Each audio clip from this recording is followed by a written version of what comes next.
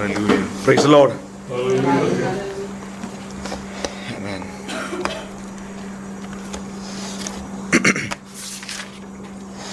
ദൈവത്തിൻ്റെ അതിപരിശുദ്ധമായ നാമം ഇന്ന് പകൽക്കാലം വാഴ്ത്തപ്പെടുമാറാകട്ടെ. സന്തോഷത്തോടെ ദൈവസന്നിധിയിൽ സന്തോഷത്തോടെ ആയിരിക്കുന്നവരെല്ലാവരും ചേർന്നൊരു ഹല്ലേലൂയ പറഞ്ഞാട്. നമ്മൾക്ക് ക്രിസ്തുവിൽ സന്തോഷമുണ്ട്. അതുകൊണ്ടാണ് ഇന്ന് പകൽക്കാലം നമുക്കിവിടെ ആയിരിക്കുവാൻ കഴിയുന്നത്. നമ്മളെ ഒരുമിച്ച് ദൈവം വചനത്തിലൂടെ സംസാരിക്കട്ടെ. എന്താ പറയേണ്ടതെന്ന് ചോദിച്ചു കഴിഞ്ഞാൽ ആദ്യം തന്നെ ഇത് പറയേണ്ടതുണ്ട്. ഇന്ന് പ്രസംഗിക്കേണ്ട മെസ്സേജിൻ്റെ മുക്കാലല്ല, ഒരു 50% തന്നെ അജു ബ്രദർ സംസാരിച്ചു കഴിഞ്ഞു. ഒരു 50% ഇന്നലെ ഞങ്ങൾ ചിന്തിച്ചു. അപ്പോൾ ഇനി എൻ്റെ കയ്യിൽ ഈ കേക്കിൻ്റെ ഒരു ചങ്ക് ഭാഗം ഉണ്ടല്ലോ, ഈ ക്രീമൊക്കെ വരുന്ന ഭാഗം, ആ ഭാഗം ഓൾറെഡി അദ്ദേഹം എടുത്തു കഴിഞ്ഞ് ഇനി പുറത്തിരിക്കുന്ന ചെറിയ ചെറിയ സാധനങ്ങൾ മാത്രമേ ഉള്ളൂ. പക്ഷേ വചനത്തെ നമ്മൾ അങ്ങനെ കാണേണ്ടതില്ല. ഞാൻ അവിടെ നിന്ന് ഇങ്ങോട്ട് വരുന്നതിന് മുമ്പേ എന്നോട് പറഞ്ഞത്, എന്താണ് നിന്നെ ഏൽപ്പിച്ചിരിക്കുന്നത് അത് പറയുക. അതിൻ്റെ ഏതെങ്കിലും ഭാഗങ്ങൾ ദൈവജനത്തെ സ്ട്രൈക്ക് ചെയ്യും. ദൈവം നിങ്ങളെ ഒരുമിച്ച് സഹായിക്കട്ടെ. നമുക്കൊരു നിമിഷം കണ്ണുകളെ അടയ്ക്കാൻ നമുക്ക് പ്രാർത്ഥിക്കാം. Hallelujah, hallelujah. കർത്താവേ, ഞങ്ങൾ അങ്ങയെ സ്തുതിക്കുന്നു. പരിശുദ്ധനായ ഞങ്ങളുടെ ദൈവമേ, സ്വർഗീയ പിതാവേ, ഈ മനോഹരമായ നല്ല സമയത്തിനായി ഞങ്ങൾ ദൈവത്തിന് നന്ദി പറയുന്നു. കർത്താവെ, വചനം സംസാരിക്കുവാൻ തീർച്ചയായും അറിയുന്ന ഒരാളല്ല. അങ്ങനെയെങ്കിൽ കർത്താവിൻ്റെ വചനം ഞങ്ങളോട് ഹൃദയത്തിൽ ആഴമായി സംസാരിച്ച് പരിശുദ്ധാത്മാവിൻ്റെ പരിവർത്തനത്തിൽ വചനം സംസാരിക്കുവാൻ ദൈവം കൃപ നൽകണമേ എന്ന് ദൈവത്തോട് പ്രാർത്ഥിക്കുന്നു. ജനം വെറും കൈയോടെ മടങ്ങിപ്പോകുവാൻ അനുവദിക്കല്ലേ. ആശ്വാസം ലഭിക്കാത്തവരായി മടങ്ങിപ്പോകുവാൻ അനുവദിക്കല്ലേ. രോഗത്തിന് സൗഖ്യം ലഭിക്കാത്തവരായി മടങ്ങിപ്പോകുവാൻ അനുവദിക്കല്ലേ എന്ന് ഞങ്ങൾ ദൈവത്തോട് അപേക്ഷിക്കുന്നു. അവിടെ ഞങ്ങളെ ഉപയോഗിക്കും. സഭയെ ദൈവം അനുഗ്രഹിക്കും. ഞങ്ങൾ ഒരുമിച്ച് അങ്ങ് ഞങ്ങളുടെ വചനം കേൾപ്പിക്കുന്നതിനായി സ്തോത്രം. യേശുക്രിസ്തുവിൻ നാമത്തിൽ പ്രിയ പിതാവേ, ആമേൻ, ആമേൻ. അയച്ചൻ വായിച്ച ഏത് കോർ വാക്യം എവിടുന്നായിരുന്നെന്ന് അറിയാമല്ലോ. എവിടുന്നായിരുന്നു? എഫേസ്യ ലേഖനത്തിൽ നിന്നാണ്. അപ്പോൾ ഇന്ന് എൻ്റെ വിഷയവും അവിടുന്ന് തന്നെയാണ്, എഫേസ്യ ലേഖനത്തിൽ നിന്ന് തന്നെയാണ്. നിങ്ങൾക്കറിയാം, ആ ലേഖനത്തിൻ്റെ പശ്ചാത്തലങ്ങളൊന്നും ഞാൻ പറയാൻ ആഗ്രഹിക്കുന്നില്ല. ഞാൻ എൻ്റെ രണ്ട് ടൈറ്റിൽ പോലും ഞാൻ കൊടുക്കുകയാണ്. ഒന്ന്, നമ്മുടെ വില നമ്മൾ തിരിച്ചറിയുക. നിങ്ങൾ കേൾക്കുന്നുണ്ടല്ലോ അല്ലേ? നമ്മുടെ വില എന്താണെന്നുള്ളത് ഇവിടുന്ന് പോകുന്നതിന് മുമ്പ് തിരിച്ചറിയുക. അതിന് ഒരു കാര്യം കൂടെ, we are no longer strangers. നമ്മൾ അന്യരും പരദേശികളും അല്ല. നമ്മൾ ആരല്ല? നമ്മൾ അന്യരും പരദേശികളുമല്ല. എഫേസ്യ ലേഖനത്തിൻ്റെ 2-ാം അധ്യായത്തിൽ നിന്ന് ചില വിഷയങ്ങൾ നിങ്ങളോട് സംസാരിക്കുവാനായിട്ട് ആഗ്രഹിക്കുന്നു. നമ്മുടെ എല്ലാവരുടെയും ഒരു ഭൂതകാലമുണ്ട്, വർത്തമാനകാലമുണ്ട്, ഒരു ഭാവി കാലമുണ്ട്, അല്ലേ? ഒരു ഭൂതകാലത്തേക്കൊന്ന് തിരിഞ്ഞു നോക്കിയാൽ നമുക്ക് ഒത്തിരി കഥകൾ പറയാനുണ്ടാവും, അല്ലേ? ഒത്തിരി കഥകൾ പറയാനുണ്ടാവും. ഭൂതകാലത്തിൽ നമ്മുടെ പുറകിലോട്ടൊന്ന് ചിന്തിച്ചു നോക്കിയാൽ നമ്മൾ നടന്നു വന്ന വഴികളും നമ്മുടെ പ്രയാസങ്ങളും നമ്മുടെ ജീവിതത്തിൻ്റെ പ്രതിസന്ധികളും അല്ലെങ്കിൽ ജീവിതത്തിൽ നമ്മൾ സ്ട്രഗിൾ ചെയ്ത കാര്യങ്ങളും ഒക്കെ ഒരു ഭൂതകാലം നമുക്ക് എല്ലാവർക്കും ഉണ്ട്. നമ്മളിപ്പോൾ ആയിരിക്കുന്നത് വർത്തമാന കാലത്തിലാണ്. നമുക്കിനി ഒരു ഭാവി കാലമുണ്ട്. ആമേൻ. ഞാൻ ഇന്ന് പറയുവാൻ ആഗ്രഹിക്കുന്നത് 2-3 വിഷയമാണ്. നമ്മൾ ആരായിരുന്നു? ക്രിസ്തു ഇല്ലാത്ത ഒരു സമയം നമുക്കുണ്ടായിരുന്നു. ക്രിസ്തു നമ്മുടെ ഉള്ളിൽ കയറാത്ത ഒരു സമയം നമുക്കുണ്ടായിരുന്നു. ക്രിസ്തു നമ്മളിൽ ജനിക്കാതിരുന്ന ഒരു സമയം നമുക്കുണ്ടായിരുന്നു. അങ്ങനെയെങ്കിൽ ക്രിസ്തു നമ്മൾ ആരായിരുന്നു? ക്രിസ്തു ഇല്ലാതെ ഇരുന്ന ഒരു കാലഘട്ടത്തിൽ നമ്മൾ ആരായിരുന്നു എന്ന് നമുക്കൊന്ന് വായിക്കാം. എഫേസ്യ ലേഖനം 2-ാം അധ്യായം 1-ാമത്തെ വാക്യം.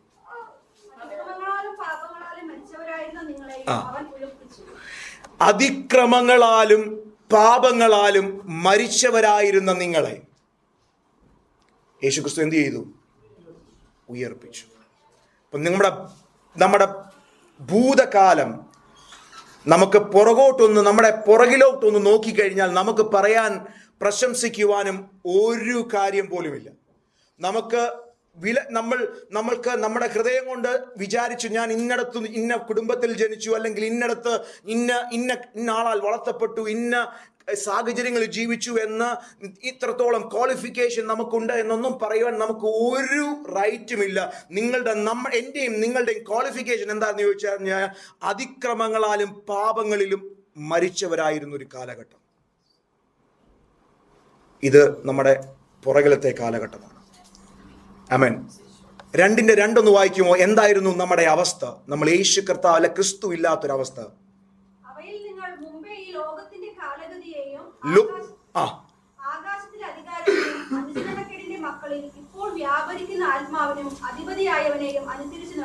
ലോകത്തിന്റെ കാലഗതിയിൽ ഓടിയവർ, പ്രകൃതിയെ അനുസരിച്ച് നടന്നവർ, ആകാശത്തിന്റെ അധികാരത്തിന് കീഴ്പ്പെട്ട് നടന്നവർ. നമ്മളുടെ ഗുണങ്ങളല്ല നമുക്ക് ഗുണങ്ങളെന്ന് തോന്നുന്നു. കാരണം എന്താ, നമ്മൾ ഈ മുന്നോട്ട് വായിച്ചു വരുമ്പോൾ നമ്മൾ ഇതെന്തായിരുന്നു നമ്മുടെ അവസ്ഥയെന്ന് നമ്മൾ ഇന്നൊന്ന് ചിന്തിക്കണം. അതിക്രമങ്ങളിലും പാപങ്ങളിലുമായിരുന്ന നമ്മൾ, ലോകത്തിന്റെ അടിമത്തത്തിലായിരുന്നു നമ്മൾ, ക്രിസ്തുവിന് നമ്മളെ ഒന്ന് നോക്കാൻ പോലും കഴിയാത്ത വിധത്തിൽ പാപത്തിന്റെ അടിമത്തത്തിലായിരുന്ന നമ്മൾ, ഈ ആകാശത്തിൽ അധിവസിക്കുന്ന, ഈ ഭൂമിയിൽ അധിവസിക്കുന്ന ലോകത്തിന്റെ അധിപതി കൺട്രോളിൽ ആയിരുന്ന നമ്മൾ. ആമേൻ. അതിന്റെ ഒരു വാക്യം കൂടെ വായിക്കാൻ, ഈ 2:11 മുതൽ 12 വരെ വായിച്ചു കഴിഞ്ഞാൽ മനസ്സിലാവും ഈ ഇസ്രയേലും ജാതികളും തമ്മിലുള്ള ഒരു ബന്ധവും, ഒരു വാഗ്ദത്തങ്ങളും നമുക്കില്ലാതിരുന്നു. ഒരു ബന്ധവും, കർത്താവിനോട് ഒരു ബന്ധവും നമുക്കില്ലായിരുന്നു. ഇങ്ങനെയൊക്കെ ഒരു സാഹചര്യത്തിലായിരുന്ന നമ്മൾക്ക് ക്രിസ്തു ഇന്ന് എന്ത് ചെയ്തു എന്നാണ് ഞാൻ പറയാൻ പോകുന്നത്. ക്രിസ്തു ഇന്ന് നമുക്ക് ഈ സാഹചര്യത്തിൽ, നമ്മൾ ആയിരിക്കുന്ന കാലഘട്ടത്തിൽ നമുക്ക് എന്താണ് ക്രിസ്തു ചെയ്തത്? നമുക്ക് എന്താണ് എന്നാൽ ക്രിസ്തു നമ്മളിൽ എന്ത് ചെയ്തു? എഫേസ്യർ ലേഖനം 2-ാം അധ്യായം 19-ാമത്തെ വാക്യം നമുക്കൊന്ന് വായിക്കാം. ആമേൻ. അതാണ് എൻ്റെ ഒരു കോർ വിഷയം. നിങ്ങൾ അന്യരും പരദേശികളുമല്ല. ആമേൻ. നമ്മൾ ഈ ലോകത്തിൽ, നമ്മൾ പലപ്പോഴും പറയും, ഞാൻ മമ്മി പറയുന്നതാണ് കൂടുതൽ, നമുക്ക് ദൈവമേ നമുക്ക് ആരുമില്ലല്ലോ കർത്താവേ, ഞങ്ങളെ നീ മാത്രമേ ഞാൻ മമ്മി പറയുന്ന പലപ്പോഴും ഞാൻ അതൊക്കെ, നീ മാത്രമേ ഉള്ളൂ കർത്താവേ.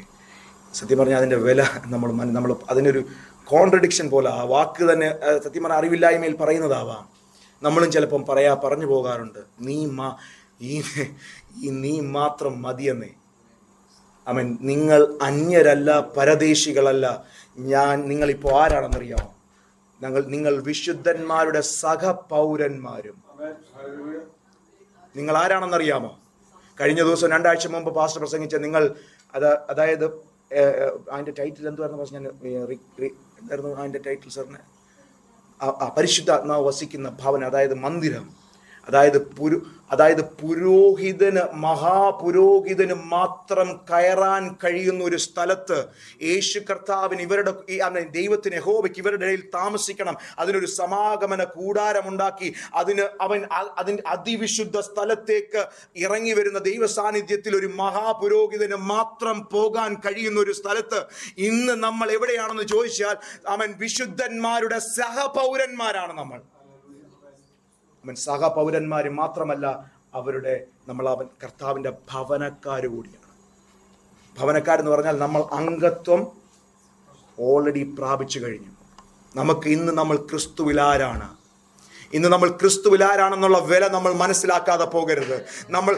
നമ്മളെ തന്നെ തിരിഞ്ഞു നോക്കുമ്പോൾ പറയണം, അയ്യോ എന്റെ ജീവിതം ഇങ്ങനെ നശിച്ചു പോയി. നിങ്ങൾ ക്രിസ്തുവിനെ അറിഞ്ഞിട്ടുണ്ടോ?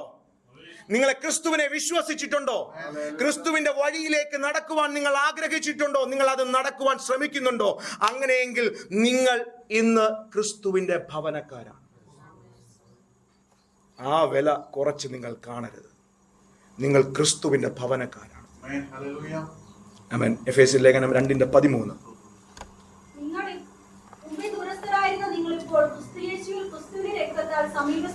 ക്രിസ്തുവിന്റെ രക്തത്താൽ നിങ്ങൾ സമീപസ്ഥരായി തീർന്നു. നിങ്ങൾക്ക് ലഭിച്ചത് എന്താണെന്നറിയാമോ? ഒരു മാസ്റ്റർ പ്ലാൻ. യഹോവയായ ദൈവം ഒരു മാസ്റ്റർ പ്ലാൻ ഇട്ടു. എൻ്റെ ജനത്തെ, എനിക്ക് ഈ ലോകത്തിൽ എന്നെ ആരാധിക്കുന്ന, എന്നെ സ്നേഹിക്കുന്ന, എന്നെ ഗ്ലോറിഫൈ ചെയ്യുന്ന ഒരു കൂട്ടം ജനം എനിക്ക് വേണം. ആ ഒരു കൂട്ടം ജനത്തിന്റെ ഒരു അംഗമാണ് ഞാനും നിങ്ങളും. ക്രിസ്തു നിങ്ങളെ ഭവനക്കാരായി, എന്നെ ഭവനക്കാരായി എണ്ണിയിരിക്കുക. അപ്പോസ്തലനും പഴയ നിയമ കാലഘട്ടങ്ങളിൽ പിതാക്കന്മാരും ദൈവത്തിന് വേണ്ടി വില കൊടുത്തവർ, പഴയ നിയമ കാലഘട്ടത്തിൽ യേശുവിന്റെ ശിഷ്യന്മാരുള്ളിലൂടെ വന്ന അപ്പോസ്തലന്മാർ വില കൊടുത്തു. ആ വില കൊടുത്തവരുടെ ഒരു പങ്കുകാരാക്കി മാറ്റി. ഒരു പൈസ ചെലവുമില്ലാതെ, ഒരു രൂപ ചെലവുമില്ലാതെ അവർ ചെയ്ത വില കൊടുത്തവർക്ക് കൂട്ടത്തിൽ നമുക്ക് ഒരു വില അങ്ങ് തന്നു. ഹല്ലേലൂയ. ക്രിസ്തുവിൽ നമ്മൾ ആരാണെന്ന് മനസ്സിലാക്കണം. ക്രിസ്തുവിന്റെ രക്തം നമ്മളെ വീണ്ടെടുത്തിരിക്കുകയാണ്. എവിടെയെങ്കിലും നമുക്ക് തോന്നുന്നുണ്ട് നമ്മൾ പരാജയപ്പെട്ടു, നമ്മൾ ജീവിതത്തിൽ ഒന്നുമില്ല, നമ്മൾ ഈ ലോകത്തിൽ നമ്മൾ അയ്യോ എനിക്ക് എൻ്റെ ചുറ്റും കാണുന്നതൊന്നും എനിക്ക് നേടാൻ കഴിഞ്ഞില്ല എന്ന് കഴിയുമ്പോൾ, നിങ്ങൾ നേടിയ ഒരാളുണ്ട്. നിങ്ങളുടെ ഹൃദയത്തിൽ നിങ്ങൾക്ക് വേണ്ടി നിങ്ങളെ വീണ്ടെടുത്ത, രക്തം തന്ന് വീണ്ടെടുത്ത കർത്താവ് നിങ്ങളുടെ ഉള്ളിൽ വസിക്കുകയാണ്. ഹല്ലേലൂയ. നിങ്ങൾ ഭവനക്കാരാണെന്ന് നിങ്ങളുടെ പ്രതികൂലത്തിൽ നിങ്ങൾ പറയണം, ഇല്ല, ഞാൻ യഹോവയുടെ ഭവനത്തിലുള്ളവരാണെന്ന്. ഹല്ലേലൂയ. ആമേൻ. അതുകൊണ്ട് രണ്ട് കാര്യം ഞാൻ പറഞ്ഞു. നമ്മൾ ആരായിരുന്നു? പാപത്തിൽ മരിച്ചവർ, അതിക്രമങ്ങളിൽ ലോകത്തിന്റെ അടിമത്തത്തിലായിരുന്നവർ. ഇന്ന് നമുക്ക് ലഭിച്ചത് മഹാകൃപ, മഹാസ്നേഹം. എന്നാൽ അതിനുശേഷം ഞാൻ പറഞ്ഞത്, എന്നാൽ ക്രിസ്തുവിൽ നമ്മൾ ആരാണ്? ക്രിസ്തുവിൽ നമ്മൾ അവന്റെ ഭവനക്കാർ, അന്യരല്ല, പരദേശികളല്ല. നമ്മൾ അവരുടെ ഭവനക്കാരാണ്. അങ്ങനെയെങ്കിൽ now we no longer strangers. നമ്മൾ സ്ട്രേഞ്ചേഴ്സ് അല്ല, ആരും അറിയാത്തവരല്ല. നാം എന്തിനു വേണ്ടി സൃഷ്ടിക്കപ്പെട്ടു എന്നുള്ള ഒരു പ്രധാനപ്പെട്ട വാക്യം അവിടെ കാണാൻ കഴിയും. 2:10 ഒരു പ്രധാനപ്പെട്ട വാക്യം കാണാൻ കഴിയും. നാം യഹോവയുടെ മാസ്റ്റർ പ്ലാൻ എന്തായിരുന്നു? എന്റെ മാസ്റ്റർ പ്ലാൻ, യഹോവയുടെ മാസ്റ്റർ പ്ലാൻ അവിടെ കാണാൻ കഴിയും. എന്തായിരുന്നു? നാമോ അവന്റെ കൈപ്പണി. ഓക്കെ, ഒരു നിമിഷം ചിന്തിക്കണം. എന്റെ ശരീരം, ഞാൻ ജോസ്, ലിജോ, സിജോച്ചൻ, ജോളി ചേച്ചി, ഇവിടെ ഇരിക്കുന്ന ജോയൽ, ഇവിടെ ഇരിക്കുന്ന ഓരോ വ്യക്തികളും ആരുടെ കൈപ്പണിയാണെന്നറിയാമോ? ആരുടെ കൈപ്പണിയാ? വിശ്വാസമുണ്ടെങ്കിൽ അത് വാ കൊണ്ട് ഏറ്റു പറയാൻ. എന്റെ പണി, എന്നിൽ നടന്ന പണി, എന്റെ ശരീരത്തിൽ നടന്ന പണി, ഞാൻ ഇന്ന് നിൽക്കുന്നത് ആ പണിയുടെ പിന്നിൽ ആരാണെന്നറിയാമോ? ഹല്ലേലൂയ. ക്രിസ്തുവാണെന്ന് ഞാൻ നിൽക്കുന്നതല്ല, എന്റെ പിന്നിൽ എന്നെ പണിതൊരു കർത്താവാണ് നിൽക്കുന്നത്. Hallelujah. Praise the lord. Amen. അവന്റെ കൈപ്പണിയായി വേറൊരാളെ കൊണ്ട് സൽപ്രവർത്തികൾക്കായി യഹോവ നിങ്ങളെ സൃഷ്ടിച്ചേക്കുക. എന്തിനാ സൃഷ്ടിച്ചേക്കുന്ന അറിയാം രാജേഷ് ബ്രദറെ? ആ വാക്യം വീണ്ടും ഒരു പ്രാവശ്യം കൂടെ വായിച്ചാട്ടെ. നാം അവന്റെ കൈപ്പണിയായി സൽപ്രവർത്തികൾക്കായി. അവിടെ നിർത്തിക്കണം. ക്രിസ്തുവേശുവിൽ സൃഷ്ടിക്കപ്പെട്ടവർ. നമ്മൾ എന്തിനു വേണ്ടി സൃഷ്ടിക്കപ്പെട്ടവരാണ്? സൽപ്രവർത്തികൾക്ക് വേണ്ടി സൃഷ്ടിക്കപ്പെട്ടവർ. അവൻ ഇന്ന് ക്രിസ്തുവിനെ ഇന്നലെ ഞങ്ങൾ പറഞ്ഞപ്പോൾ ക്രിസ്തുവിനെ, യേശു കർത്താവിനെ ഡിഫെൻഡ് ചെയ്യേണ്ട കാര്യം ആർക്കില്ല. യേശു കർത്താവ് itself enough to defend himself. നമ്മൾ ആരും യേശുവിനെ ഇന്ന് ഡിഫെൻഡ് ചെയ്യേണ്ട കാര്യമില്ല. ബട്ട് നമുക്ക് ഗ്ലോറിഫൈ ചെയ്യാനുള്ള ഒരു ഓപ്പർച്യൂണിറ്റി ഉണ്ട്. നമുക്ക് ഗ്ലോറിഫൈ, നമ്മുടെ കൈപ്പണിയായ നമ്മുടെ ശരീരത്തിലൂടെ ക്രിസ്തുവിനെ ഗ്ലോറിഫൈ ചെയ്യാനുള്ള അവസരം എവിടെയെങ്കിലും ലഭിച്ചാൽ അത് ഉപയോഗിക്കുക തന്നെ ചെയ്യുക. ജീവിതത്തിന്റെ ഓരോ കോണുകളിലും നമുക്ക് ലഭിക്കും ക്രിസ്തുവിനെ ഉയർത്താനുള്ള അവസരം. Try and find it out. കഴിഞ്ഞ ദിവസം ഞങ്ങൾ യാത്ര ചെയ്തു. ഇവിടുന്ന് പോകുന്ന സമയത്ത് ഞങ്ങൾ വിചാരിച്ചത് കണക്ഷൻ ഫ്ലൈറ്റ്, ഞാൻ ബോംബെയിൽ ഇറങ്ങണ്ടെന്ന് വിചാരിച്ചത്. അങ്ങനെ അപ്പോൾ ഞാൻ അവനോട് ക്ലിയർ ചോദിച്ചു, എനിക്ക് ബോംബെയിൽ ഇറങ്ങണ്ടല്ലോ, ലഗേജ് ഒന്നും വിടണ്ടല്ലോ.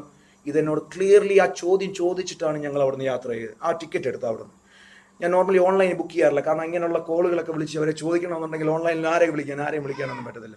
അതുകൊണ്ട് അങ്ങനെ ടിക്കറ്റ് എടുത്ത് ഞങ്ങൾ പോയി. ഇവിടെ ചെന്ന് പറഞ്ഞില്ല, നിങ്ങൾ ബോംബെയിൽ ഇറങ്ങിയേ പറ്റൂ, വേറെ ഒരു ഓപ്ഷൻ ഇല്ല.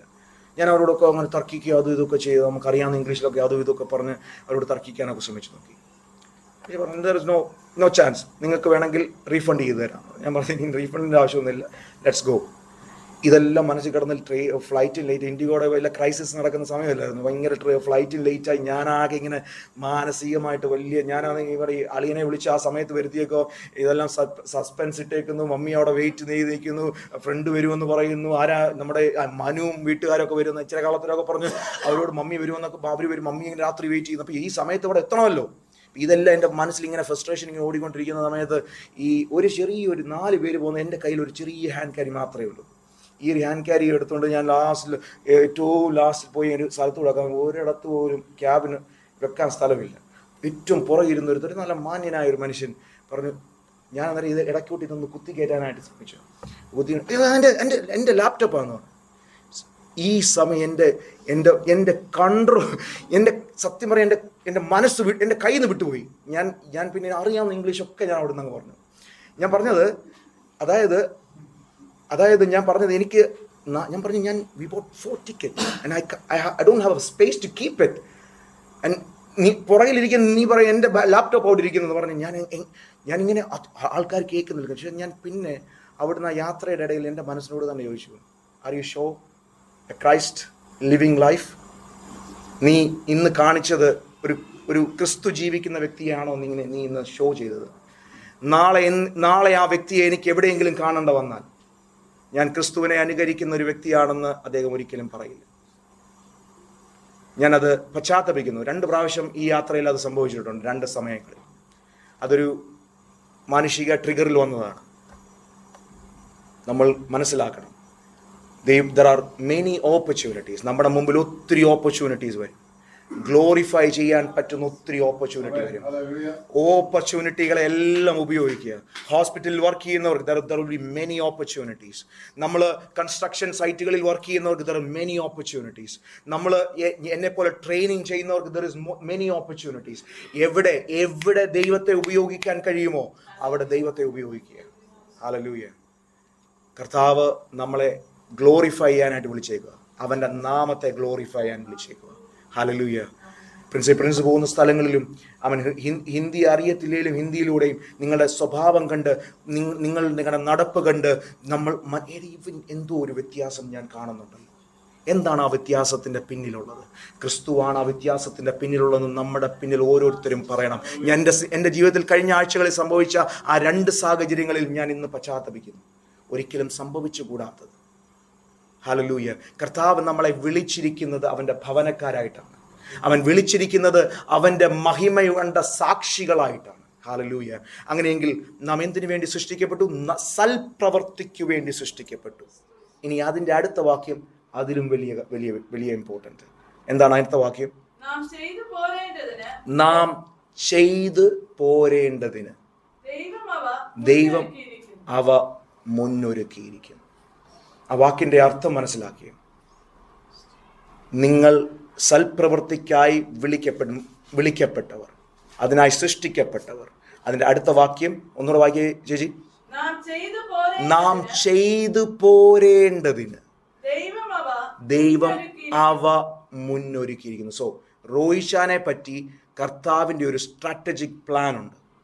ആൻഡ് റോയിച്ചാൻ ഓരോ സമയങ്ങളിലും, ഞാൻ റോയിച്ചാൻ്റെ പേര് ചുമ്മാ പറയുന്നതേ ഉള്ളൂ, ഓരോ സമയങ്ങളിലും എന്തൊക്കെ കർത്താവിൻ്റെ ഇഷ്ടങ്ങൾ ചെയ്യണമെന്ന് ഓൾറെഡി ഒരു സ്ട്രാറ്റജിക് പ്ലാൻ കർത്താവിൻ്റെ പദ്ധതിയിലുണ്ട്. ഉണ്ടോ? ഉണ്ട്. അത് ചെയ്യാൻ, അത് അറിയാൻ ഇന്ന് പകൽക്കാലം നമ്മൾ തയ്യാറാവണം. എന്താണ് കർത്താവ് എന്നിൽ ആഗ്രഹിക്കുന്നത്? എന്താണ് കർത്താവ് എന്നെ സൃഷ്ടിച്ചതിൻ്റെ ഉദ്ദേശം? എന്താണ്? എന്നെ സൃഷ്ടിച്ചത് സൽപ്രവർത്തിക്കാണെങ്കിൽ ആ സൽപ്രവർത്തികൾ എന്തൊക്കെയാണ്? അതിൻ്റെ ഉദാഹരണം ഇന്നലെ ഞങ്ങൾ സംസാരിച്ചിരുന്നു. എവിടെ എപ്പോൾ സൽപ്രവർത്തികളും ദൈവത്തിൻ്റെ ഇഷ്ടങ്ങളും ചെയ്യണമെന്ന് ദൈവത്തോട് ചോദിച്ചുകൊണ്ടിരിക്കണം. ഹല്ലേലൂയ. അപ്പോൾ 3 കാര്യങ്ങൾ ഞാൻ പറഞ്ഞു. 1, നമ്മൾ ആരായിരുന്നു. 2, നമ്മൾ ക്രിസ്തുവിൽ ആരാണ്. 3, നമ്മൾ എന്തിനു വേണ്ടി സൃഷ്ടിക്കപ്പെട്ടു. എന്തിനു വേണ്ടി അജോല സൃഷ്ടിക്കപ്പെട്ടെ? നമ്മൾ സൽപ്രവർത്തിക്ക് വേണ്ടി സൃഷ്ടിക്കപ്പെട്ടു. അത് before hand it is been prepared. ആര് പ്രിപ്പയർ ചെയ്തു? Master plan, father. ഞാൻ ഇതിൻ്റെ ഇടയിൽ ഒരു കാര്യം കൂടെ പറയാം. ഞാൻ പറയുന്നത് ഈ ഒരു ചെറിയ സാമ്പത്തിക ഇടപാടുകൾക്ക് ആവശ്യത്തിന് വേണ്ടിയിട്ട് ഇങ്ങനെ കുറേ ഓടി നടന്നു. KSFEയുടെ ഒരു സംഭവമാണ് പ്രവാസി ചിട്ടി എന്നൊക്കെ പറയാം. നിങ്ങൾക്ക് എല്ലാവർക്കും സുപരിചിതമായൊരു സംഭവം. എൻ്റെ കയ്യിലാണെങ്കിൽ ഒരു സാധനമില്ല വെക്കാനായിട്ട്. ഇവിടെ ചെന്നപ്പോൾ അറിഞ്ഞത് സാധനം ഇത് മറ്റേ സ്വർണം വേണം.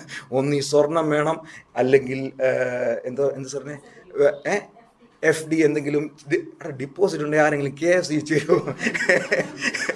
ഡിപ്പോസിറ്റ് വേണം, അല്ലെങ്കിൽ ആരെങ്കിലും ഗവൺമെൻറ് ജോലിയുള്ള ഒരു ജാമ്യം നിൽക്കണം. നമ്മുടെ ഗവൺമെൻറ് ജോലിയുള്ള പപ്പാടെ ചേട്ടനാണ് റിട്ടയർഡ് ആയി ഇങ്ങനെ അവിടെ കസാരിക്കുക. പുള്ളിയെ കൊണ്ട് പോകാനും പറ്റത്തില്ല, പുള്ളി റിട്ടയർഡ് ആയിപ്പോയി. അപ്പോൾ ഇതൊന്നും നമ്മുടെ കയ്യിലില്ല. പിന്നെ ഉള്ളതെന്ന് പറഞ്ഞു കഴിഞ്ഞാൽ പപ്പാടെ ഒരു ചെറിയ സ്ഥലം. പപ്പ പോകുന്നതിന് മുമ്പ് ആർക്ക് പേര് എഴുതി കൊടുത്തിട്ടുമില്ല. അതങ്ങനെ കിടക്കുക. അപ്പം ഞാനിങ്ങനെ മമ്മിയോട് പറഞ്ഞു, മമ്മി ഇത് നമ്മൾ വേറൊരു സ്ഥലം മേടിച്ചിട്ടുണ്ട്, ഈ സ്ഥലം വീട് പണി നടക്കുമല്ലേ, അപ്പോൾ അതുകൊണ്ട് വെക്കണ്ട, അതിൻ്റെ പേരിൽ ലോൺ അതിൻ്റെ പേരിൽ വരണ്ട, അത് വീട് പണി കഴിയട്ടെ, എന്തെങ്കിലും ഒരു ബുദ്ധിമുട്ട് വന്നാൽ പിന്നെ അത് റിക്കവർ ചെയ്യാൻ അത് ഇതൊന്നും ഇപ്പം നമുക്കൊരു ഇത് ചെയ്തുകൂടെ? അതിനെന്താ കുഴപ്പം? പ്രശ്നമില്ലല്ലോ, ചെയ്യാമല്ലോ. പക്ഷേ പ്രശ്നം എന്താണെന്ന് ചോദിച്ചാൽ മമ്മിക്ക് ഇത് ചെയ്യാനുള്ള അധികാരമില്ല, നിയമം അനുവദിക്കുന്നില്ല. മമ്മിക്ക് ചെയ്യണമെങ്കിൽ മമ്മിയുടെ മോളും അനുവദിക്കണം. രണ്ടുപേരും വന്ന് ഒപ്പിട്ട് തരാതെ ഇത് എന്നിലേക്ക് എന്തുവായിരുന്നു ആധാരത്തിന്റെ പേര്? നിങ്ങൾക്ക് ചുമ്മാ ഒത്തിരി ആധാരത്തിന്റെ പേര് അവിടെ പോയി എഴുതി വെച്ചത് ധനനിശ്ചയാധാരം. ഈ എടാ, ഞാൻ ഈ 38 വർഷം താമസിച്ചുകൊണ്ടിരുന്ന വീട് എൻ്റെ അല്ലെന്ന്. ഇനി വേറൊരു കാര്യം കൂടെ പറയാം. അപ്പനും അമ്മയും മരിച്ചു പോയാൽ പിന്നെ പത്രത്തിൽ, ഒത്തിരി ലീഗൽ സൈഡ് ഞാൻ അറിഞ്ഞു, പത്രത്തിൽ പരസ്യം ചെയ്യണം പപ്പായ്ക്ക് വേറെ മക്കളില്ലെന്ന്. എടോ, നിങ്ങൾ താമസിക്കുന്ന സ്ഥലം നിങ്ങളുടെ അല്ലെന്ന്. ഞാൻ തമാശ പറഞ്ഞതല്ല. ചേച്ചി എന്നോട് പറയും, ചേച്ചി പറയുക, മോനെ എനിക്ക് തരാൻ മനസ്സിലായി, നീ പകുതി തന്നേ പറ്റൂ എന്ന് പറഞ്ഞു കഴിഞ്ഞാൽ പകുതി പോയി കൊടുത്തേ പറ്റൂ. There is no option. പക്ഷെ ഒരു കാര്യമുണ്ട്, പപ്പ ഇരിക്കുമ്പോഴാണെങ്കിൽ ഒരാളോട് പോലും ചോദിക്കേണ്ട കാര്യമില്ല, അതെനിക്ക് എഴുതി തരാം. നിങ്ങൾ മനസ്സിലാക്കുന്നുണ്ടോ? ക്രിസ്തു നിങ്ങൾക്ക് അവകാശം എഴുതി തന്നിരിക്കുക. ക്രിസ്തു നിങ്ങളുടെ അവകാശമാ. പിതാവിന്റെ മാസ്റ്റർ പ്ലാനിൽ നിങ്ങൾക്ക് അവകാശം ലഭിച്ചു കഴിഞ്ഞിരിക്കുക. നിങ്ങളെ ചെറുതായി കാണരുത്. നിങ്ങൾ ചെറുതായി, നിങ്ങൾ ചെറുതായി കാണരുത്. എന്നെ നിങ്ങൾ ചെറുതായി കണ്ടോ, പക്ഷെ നിങ്ങൾ ചെറുതായി കാണരുത്. വാക്കിന്റെ ഒരു ചെറിയ മിസ്റ്റേക്ക് പറ്റിയതാണ്. ആമേൻ. ആ വാക്യങ്ങളിൽ കാണാൻ പറ്റും, വേർപാടിന്റെ നടുച്ചുവർ ഇടിച്ചു കളഞ്ഞു. വേർപാടിന്റെ നടുച്ചുവർ, ബന്ധമില്ലായിരുന്ന ഇസ്രായേൽ ജനതയും ജാതിയായിരുന്ന, വാക്തത്വമില്ലായിരുന്ന ജാതികളായിരുന്നവരും തമ്മിലുള്ള ഒരു ബന്ധത്തിന് ഒരു അകലമുണ്ടായിരുന്ന സമയം, അതിനെ അങ്ങ് ബ്രേക്ക് ചെയ്തു. എങ്ങനെ ബ്രേക്ക് ചെയ്തു? ക്രിസ്തു വന്ന് അതിനെ ബ്രേക്ക് ചെയ്തു. ഇന്ന് ഇവിടെ ജോലിയുടെ ഖനം പറഞ്ഞ് ഒരാളും തലപൊക്കി നിൽക്കണ്ട. ഞാനും നിങ്ങളും എല്ലാം ഒന്ന്. നിങ്ങൾ വളർന്ന വീടിന്റെ വലിപ്പം പറഞ്ഞ് നിങ്ങൾ ആരും ഇവിടെ പൊങ്ങണ്ട. ഞാനും നിങ്ങളും ഒന്ന്. നിങ്ങൾ ജനിച്ച കുലത്തിന്റെ പേര് പറഞ്ഞ് നിങ്ങൾ പൊങ്ങണ്ട. ഞാനും നിങ്ങളും ക്രിസ്തുവിൽ ഒന്ന. ഇന്ന് നമ്മുടെ യൂണിറ്റി അതായിരിക്കണം. നമ്മൾ ഓരോരുത്തരെ കാണുമ്പോഴും ഞാനും അവരും ഒരേപോലെയാണെന്ന് നമ്മുടെ ഹൃദയത്തിൽ സംസാരിച്ചുകൊണ്ടിരിക്കണം. ദൈവം അദ്ദേഹത്തിൽ പ്രവർത്തിക്കുന്ന അതേ സ്നേഹം എന്നിലും പ്രവർത്തിച്ചു കൊണ്ടിരിക്കുന്നു. ഹല്ലേലൂയ. ഇനി അവസാനത്തെ വാക്യം നമുക്ക് ഒന്ന് ചിന്തിക്കാം. ഞാൻ ഇനി അടുത്തൊരു പോയിന്റ് കൂടെ പറഞ്ഞ് വളരെ വേഗത്തിൽ അവസാനിപ്പിക്കാം. ലിജോയുടെ സമയം ഓടിയത് തെറ്റാണ്. ഇപ്പോൾ അവൻ്റെ 12:30 ആയി കാണും. ശരി, 12:30 ആയില്ലേ? എനിക്കറിയാം ലിജോയുടെ സമയം ഇപ്പോൾ 12:30 ആയിട്ട്, പക്ഷെ എൻ്റെ സമയം 12:30 ആയിട്ടേ ഉള്ളൂ. ഞാൻ വളരെ വേഗത്തിൽ നിർത്തും. അടുത്ത വിഷയം എന്ന് പറയുന്നത്, അങ്ങനെയെങ്കിൽ എത്ര കാര്യം ഞാൻ പറഞ്ഞായിരുന്നു? രാജേഷ് ബ്രദർ ഓർമ്മയുണ്ടോ? നമ്മൾ ആരായിരുന്നു? ക്രിസ്തുവിൽ ആരാണ്? നമ്മൾ എന്തിനു വേണ്ടി സൃഷ്ടിക്കപ്പെട്ടു? അങ്ങനെയെങ്കിൽ നമ്മളിൽ വ്യാപരിക്കുന്നത് എന്താണ്? അവിടെയാണ് നമ്മൾ വായിക്കേണ്ടത്. 2:21. അവനിൽ കെട്ടിടം മുഴുവനും യുക്തമായി ചേർന്ന് കർത്താവിൽ വിശുദ്ധ മന്ദിരമായി വളരുന്നു. നിങ്ങൾ ഈ കർത്താവിന്റെ എന്താണ്? വിശുദ്ധ മന്ദിരം. നിങ്ങൾ ആരാണ്? ഞാനും നിങ്ങളും ആരാണ്? കർത്താവിന്റെ വിശുദ്ധ മന്ദിരം. ആമേൻ. അടുത്ത വാക്യം, അവനിൽ നിങ്ങളെയും ദൈവത്തിന്റെ നിവാസമാകേണ്ടതിന്. ദൈവത്തിന്റെ നിങ്ങളൊന്ന് മനസ്സിലാക്കിയേ. അജുച്ചാനിൽ വസിക്കാൻ ദൈവം അജുച്ചാനെ തെരഞ്ഞെടുത്തെന്ന്. ജോസിനിൽ വസിക്കാൻ ജോസിനെ തെരഞ്ഞെടുത്തെന്ന് ആരാണെന്ന് അറിയാമോ? അഖില ചരാചരത്തിന്റെയും ഉടയവനായ കർത്താവ് മാസ്റ്റർ പ്ലാൻ ഇട്ടു. ഞാൻ നിങ്ങളുടെ ഉള്ളിൽ വസിക്കാൻ ആഗ്രഹിക്കുന്നു. ഹല്ലേലൂയ. നമ്മളിൽ വസിക്കുന്നത്. ഓക്കെ, അടുത്തൊരു വാക്യം, എഫേസ്യർ 1:19-20 വാക്യങ്ങൾ.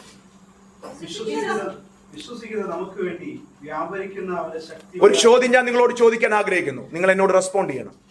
നിങ്ങൾ കർത്താവിൽ വിശ്വസിക്കുന്നുണ്ടോ? കൈ പൊക്കണമെന്നില്ല. നിങ്ങൾ കർത്താവിൽ വിശ്വസിക്കുന്നുണ്ടോ? കേട്ടില്ല. നിങ്ങൾ കർത്താവിൽ വിശ്വസിക്കുന്നുണ്ടോ? ഉണ്ടെങ്കിൽ നിങ്ങളിൽ വ്യാപരിക്കുന്ന ഒരു ശക്തിയുണ്ട്. നിങ്ങളിൽ വ്യാപരിക്കുന്ന ശക്തി എന്താണ്? കർത്താവിന് നിങ്ങൾ വാഗൊണ്ട് അത് ഏറ്റു പറയണം. ഇന്ന് അത് ചെയ്യാത്തവർ വാഗൊണ്ട് ഏറ്റു പറയണം. ഞാൻ കർത്താവിൽ വിശ്വസിക്കുന്നു. അങ്ങനെയെങ്കിൽ എന്നിൽ ആ സ്പോട്ടിൽ നിങ്ങളിൽ വ്യാപരിക്കുന്ന ഒരു ശക്തിയുണ്ട്. ഹല്ലേലൂയ. എന്താ ശക്തി? എന്താ ശക്തി അച്ഛാ?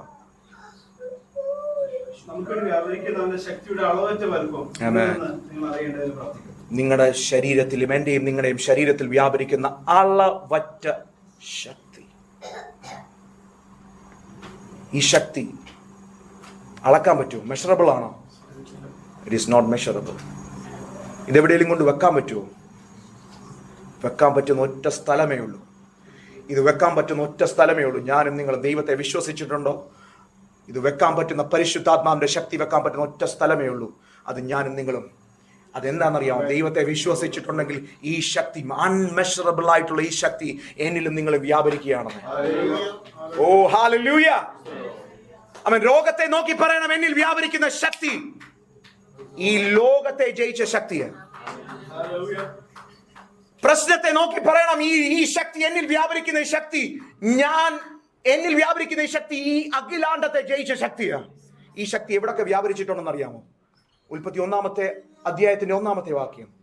വെള്ളത്തിന്മേൽ എന്തുവാ? ആത്മാവ് പരിവർത്തിച്ചു. ഈ ആത്മാവ്, അത് ശൂന്യതയിൽ പരിവർത്തിച്ച ആത്മാവ്. ഹല്ലേലൂയ. എന്നിലും നിങ്ങളിലും ഒരു സൃഷ്ടിയുടെ പിന്നിൽ പരിവർത്തിച്ച ആത്മാവ് നിങ്ങളിൽ വ്യാപരിക്കുന്നുണ്ടെന്ന്. സൃഷ്ടി നിങ്ങൾ കുറച്ച് കാണരുത്. നിങ്ങളുടെ ഉള്ളിൽ വ്യാപരിക്കുന്ന ശക്തി സൃഷ്ടിയുടെ പിന്നിൽ വ്യാപരിച്ച ശക്തിയാ. ഈ ശക്തി വേറെ ഇടത്ത് വ്യാപരിച്ചിട്ടുണ്ടോ? എവിടെ വ്യാപരിച്ചു? കർത്താവിന്റെ ഉയർപ്പിന്. യേശു കർത്താവിനെ ഉയർപ്പിച്ച ഒരു ശക്തി. ആമേൻ. ആരിൽ വ്യാപരിക്കുന്നു? എന്നിലും നിങ്ങളിലും വ്യാപരിക്കുന്നു. എന്നിട്ടാണ് നമ്മൾ പറയുന്നത്, ദൈവമേ ഞാൻ തളർന്നു, ഞാൻ ഓടി, ഞാൻ വീണു, ഇനി ഒരു രക്ഷയില്ല, എങ്ങോട്ട് ഓടി രക്ഷപ്പെടാൻ കഴിയില്ല. നിങ്ങളുടെ ഉള്ളിൽ വസിക്കുന്ന ശക്തിയുടെ വലിപ്പം നിങ്ങൾ ഇന്നും അറിഞ്ഞിട്ടില്ല. ഞാനും അറിഞ്ഞുകൊണ്ടിരിക്കുവാൻ ശ്രമിക്കുകയാണ്. ഹല്ലേലൂയ. എന്നിലും നിങ്ങളിലും വ്യാപരിക്കുന്ന ശക്തി. രോഗത്തോട് നോക്കി പറയണം, നമ്മൾ ഹൃദയംഗമായി ആഗ്രഹിക്കുന്ന 2-3 വിഷയങ്ങളുണ്ട്. അമ്മൻ ആ വിഷയങ്ങളോട് നോക്കി പറയണം, എൻ്റെ ശരീരത്തിൽ വ്യാപരിക്കുന്ന ശക്തി ഇതിനെ ജയിച്ച ശക്തിയാണ്.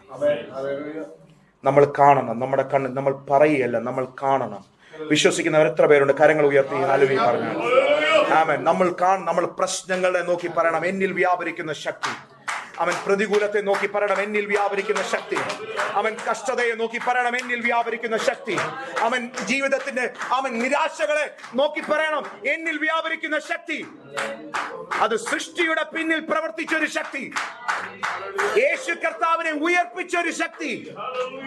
അതുപോലെ തന്നെ അവൻ താഴ്വരയിൽ എസെക്കിയേലിനെ കൊണ്ട് നിർത്തിയിട്ട് പറഞ്ഞു, ഈ അസ്ഥികൾ ജീവിക്കുമോ? എനിക്കറിയത്തില്ല. കർത്താവെ, നീ അറിയുന്നു. നീ അറിയുന്നെങ്കിൽ കണ്ടോ, ഈ അസ്ഥികൾ എഴുന്നേൽക്കാൻ പോവുകയാണ്. നിങ്ങളുടെ ഉള്ളിൽ വസിക്കുന്ന ശക്തിക്ക് ഒരു മെഷർ ഇടാൻ പറ്റത്തില്ലെന്ന് വെച്ചാ പോളച്ച. നിങ്ങളുടെ ഉള്ളിൽ നിങ്ങളുടെ ഉള്ളിൽ വസിക്കുന്ന ശക്തിക്ക് ഒരു സംഭവത്തിനുള്ളിൽ ഒതുക്കാൻ കഴിയത്തില്ലെന്ന്. ആ ശക്തിയെ നിങ്ങൾ വില കുറച്ച് കാണരുത്. പ്രതികൂലത്തിൽ തളർന്നു പോകരുത്. നിങ്ങളിൽ വ്യാപരിക്കുന്ന ശക്തിക്ക് അളവറ്റ വലിപ്പമുള്ള ശക്തിയെ നിങ്ങൾ ഇന്ന് പകൽക്കാലം തിരിച്ചറിയണം. ഹല്ലേലൂയ. ഓ ഹല്ലേലൂയ. ആമേൻ. എസെക്കിയേലിനെ 30 അധ്യായങ്ങൾ വായിക്കുന്നില്ല. 37 അസ്ഥികുമാരങ്ങളുടെ ഇടയിലേക്ക് കൊണ്ടുപോയിട്ട് ചോദിക്കുന്നു, ഈ അസ്ഥികൾ ജീവിക്കുമോ? ആമൻ ആമൻ ആമൻ. ഈ അസ്ഥികൾ ജീവിക്കും. നിങ്ങൾ ആ വാക്യങ്ങൾ വായിച്ചാൽ മനസ്സിലാകും. ഇത് തകർന്ന് നുറുങ്ങിക്കിടക്കുന്ന അവസ്ഥകളെ നോക്കി പറയണം, എൻ്റെ കുടുംബത്തിൽ വ്യാപരിക്കുന്ന ശക്തി, എന്നിൽ വ്യാപരിക്കുന്ന ശക്തി, അത് ആമൻ അളവ് അറ്റൊരു ശക്തിയാണ്. അത് ഈ ലോകം തന്നൊരു ശക്തിയല്ല. ഈ ലോകം തന്നൊരു ശക്തിയല്ല. ഈ ലോകം തന്നൊരു ശക്തിയല്ല. ഈ ലോകത്തിന്റെ അധികാരങ്ങൾ തന്ന ശക്തിയല്ല. പ്രകൃതിയുടെ ശക്തി തന്ന അധികാരങ്ങളല്ല. ഇത് നമ്മുടെ ക്രിസ്തു നമ്മുടെ ഉള്ളിൽ പകർന്നിരിക്കുന്ന ശക്തി. യേശു കർത്താവേ, ഞങ്ങൾ അങ്ങയോട് പ്രാർത്ഥിക്കുന്നു. ഞങ്ങളുടെ ശരീരത്തിൽ വ്യാപരിക്കുന്ന ശക്തി ഞങ്ങളുടെ ജനത്തിന്റെ നടുവിലേക്ക് ഇറങ്ങണമെന്ന് പ്രാർത്ഥിക്കുന്നു. ഞങ്ങൾ അങ്ങയെ വിശ്വസിക്കുന്നു കർത്താവ്. ഞങ്ങൾ അങ്ങയെ വിശ്വസിക്കുന്നു. ആമേൻ. അങ്ങയ്ക്ക് ഞങ്ങളുടെ ജീവിതത്തിൽ കഴിഞ്ഞ ആഴ്ചകളിൽ പറഞ്ഞ ആ മെസ്സേജ്, ചില ഒരു എബവ് ഹൈറ്റിൽ ചില സ്വപ്നങ്ങൾ നമുക്ക് കാണാം. Just because of the glory of God.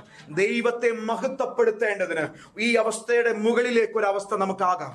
പക്ഷെ അത് അഹങ്കാരത്തിനാകരുത്, ഒരു ദൈവനാമത്തിന്റെ മഹത്വത്തിന് വേണ്ടി മാത്രമാകാം. ഹല്ലേലൂയ. നമ്മളിൽ ആ ശക്തി വ്യാപരിക്കട്ടെ. നമ്മൾക്ക് ഇന്ന് കണ്ണുകളെ അടച്ചൊരു നിമിഷം നമുക്ക് പ്രാർത്ഥിക്കാം. ഹല്ലേലൂയ.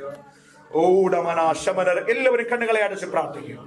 എല്ലാവരും കണ്ണുകളെ, നിങ്ങൾക്ക് ഈ മെസ്സേജ് ഒന്നും കേട്ടില്ലെങ്കിലും 2 വാക്ക് കേൾക്കുക. യേശുവിനെ വിശ്വസിക്കുക. വിശ്വാസത്തിൽ നിന്ന് പുറപ്പെടുന്ന ചില പ്രവൃത്തികളുണ്ട്. വിശ്വാസത്തിൽ നിന്ന് പുറപ്പെടുന്ന ചില പ്രവൃത്തികളുണ്ട്. ഗോഡ് അത് നിങ്ങളുടെ ഹൃദയങ്ങളിൽ റിവീൽ ചെയ്തു തരട്ടെ. ആമേൻ. അതിനുശേഷം നിങ്ങളുടെ ശരീരത്തിൽ വ്യാപരിക്കുന്ന അളവറ്റ ഒരു ശക്തിയുണ്ട്. അവൻ ഇന്ന് പകൽക്കാലം അത് നമ്മുടെ ശരീരത്തിൽ വ്യാപരിക്കട്ടെ. ഓ ഹല്ലേലൂയ. അവൻ എത്ര പേർ ആത്മാർത്ഥതയോടെ പ്രാർത്ഥിക്കുന്നു. കർത്താവേ, ഞങ്ങളുടെ ആ ശരീരത്തിൽ ആ രോഗശക്തി ഞങ്ങളുടെ മേൽ വരട്ടെ. അവൻ നമ്മളെ ഉയർപ്പിന്റെ ശക്തി, അവൻ ഒടിഞ്ഞു കിടക്കുന്ന അസ്ഥികളുടെ നടുവിൽ, അവൻ അസ്ഥികൂമ്പാരങ്ങളുടെ നടുവിൽ ഇറങ്ങി വന്ന ദൈവത്തിന്റെ ശക്തി അവൻ നമ്മുടെ നടുവിലും ഇറങ്ങി, നമ്മുടെ കുടുംബങ്ങളിൽ ഇറങ്ങി, വ്യക്തികളിൽ ഇറങ്ങി, രോഗങ്ങളിൽ ഇറങ്ങി, പ്രതികൂലങ്ങളിൽ ഇറങ്ങി, ആത്മീക നിരാശകളിൽ ഇറങ്ങി, ആത്മീക ക്ഷീണങ്ങളിൽ ഇറങ്ങി നമ്മളെ ജീവിപ്പിക്കട്ടെ.